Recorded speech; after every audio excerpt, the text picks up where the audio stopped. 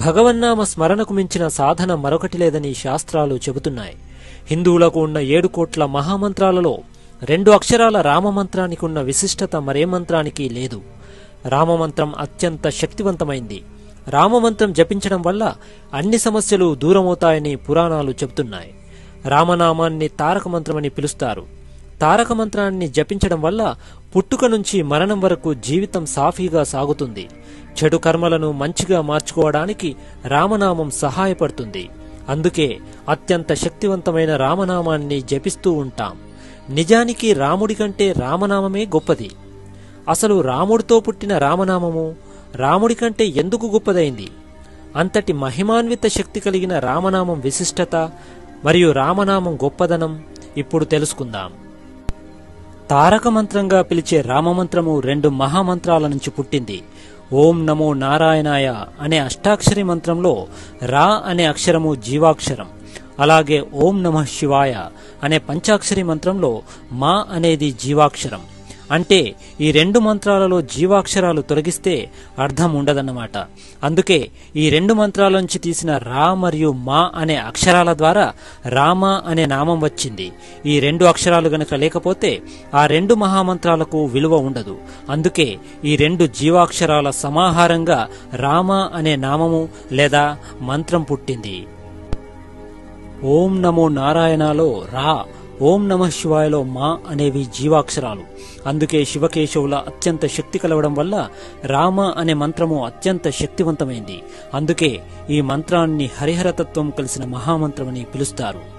అసలు రాముడి కంటే రామనామం ఎందుకు గొప్పదైంది? ఇది తెలుసుకోవాలంటే ఈ కథ విందాం. లంకపై దండెత్తడానికి రాళ్లతో సముద్రంపై వానరసేన వారధిని నిర్మిస్తారనే సంగతి మనందరికీ తెలిసిందే. అయితే రాయిపై రామ అని రాసి నీటిలో వేయడం వల్ల ఆ రాయి పైకి తేలుతూ ఉంది. ఇదంతా చూస్తున్న శ్రీరాముడికి తన పేరు రాసిన రాయి తేలుతూ ఉంది కదా, తానే రాయి వేస్తే అనే ఆలోచన వచ్చింది. తనకు వచ్చిన ఆలోచనతో రాముడు ఒక రాయి తీసి సముద్రంలోకి విసిరాడు. కాని ఆ రాయి సముద్రంలో మునిగిపోయింది.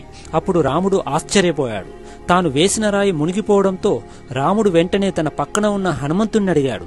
అప్పుడు హనుమంతుడు, రామ అనే మంత్రం రాసిన రాళ్లే పైకి తేలుతాయి, మీరు వేసిన రాయిపై రామనామం లేదు కదా, అందుకే మునిగిపోయింది అని హనుమంతుడు వివరించాడు. ఇలా రాముడి కంటే రామనామం ఎంతో బలమైంది, శక్తివంతమైంది మరియు విశిష్టమైనదని భావించడం మొదలుపెట్టారు.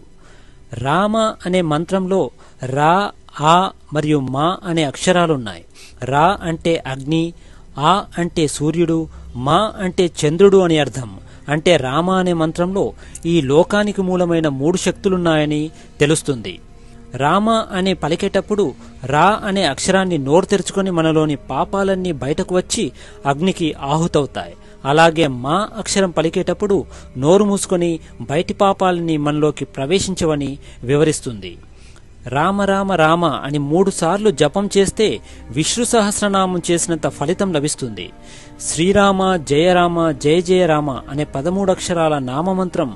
ఈ మంత్రాన్ని జపించడం వల్ల విశేష పుణ్యం లభిస్తుంది. సమర్థ రామదాసు ఈ మంత్రాన్ని 13 కోట్ల సార్లు జపించి రాముడి ప్రత్యక్ష దర్శనం పొందాడని పురాణాలు చెబుతున్నాయి. కాబట్టి ఈ నామజపం మంచి ఫలితాన్నిస్తుంది. పూర్వం ఒకసారి హనుమంతుడిని కష్టాల పాలు చేయాలని శనీశ్వరుడు అతని దగ్గరకు వచ్చాడు. అప్పుడు హనుమంతుడు రామనామం జపిస్తున్నాడు. శనీశ్వరుడు హనుమంతుడికి విషయం చెప్పగా తాను రామనామ జపంలో ఉన్నానని, అది పూర్తయిన తర్వాత రమ్మని చెప్తాడు హనుమంతుడు. అప్పుడు శనీశ్వరుడు ఎంతసేపు నిరీక్షించినా రామనామ జపం పూర్తవలేదు.